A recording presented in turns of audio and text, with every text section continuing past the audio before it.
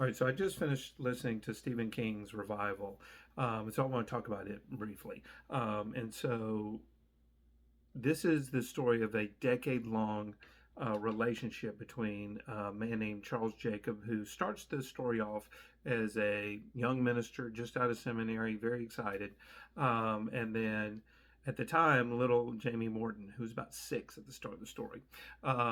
And what is fascinating to me about this story is kind of really plays into what Stephen King's skill as a writer is that we all read Stephen King expecting to get to the scary part at the end, and the scary part, the frightening part, doesn't really get to the very end.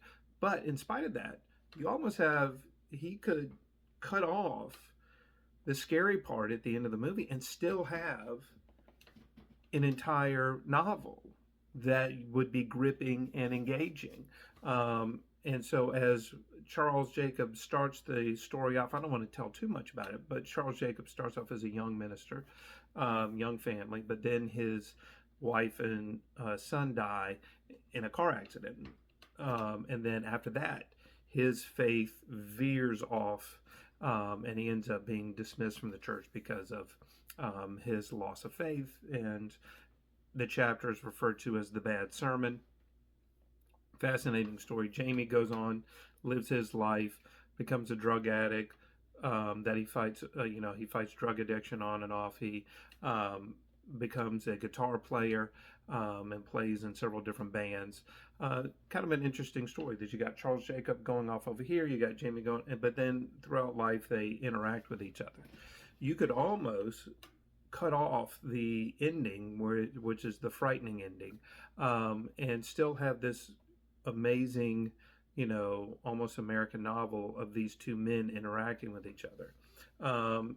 I saw one review talk about it's almost like the ending is like probably the most frightening of Stephen King's stories. I would say it's a pretty disturbing ending. Kind of makes you think. And then also very Lovecraftian was what I saw somebody else mention it. I don't not as familiar with Lovecraftian stories. But again, I just want to talk about how King writes a story in that, we're in a Stephen King story, so we're expecting something otherworldly and something scary.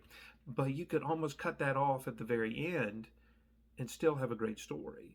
And so for those of us that are writers, me being one, now I don't write scary stories, I write children's chapter books and middle grade novels. There's some peril in some of those stories that I write. But for any other writer, that idea is like get your characters be so involved in your characters that by the time you get to the frightening supernatural part at the end, it almost seems but it's a different story by the end. So those are just some thoughts I had about this story that King wrote.